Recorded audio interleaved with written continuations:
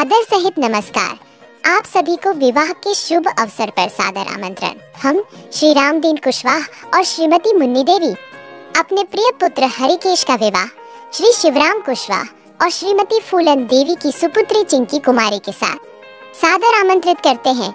शुभ विवाह समारोह की तिथि 16 अप्रैल 2025 है।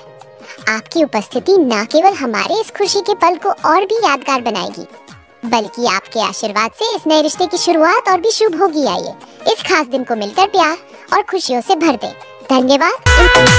चाल बदर हरकेश भाई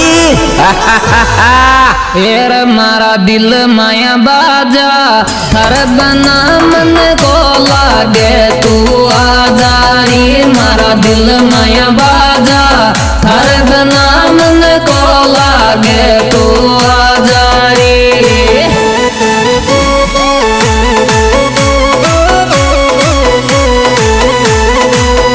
मारा दिल माया बाजा थार बना मन को लागे तू आजारी। मारा दिल माया बाजा थार बना मन को लागे तू आजारी।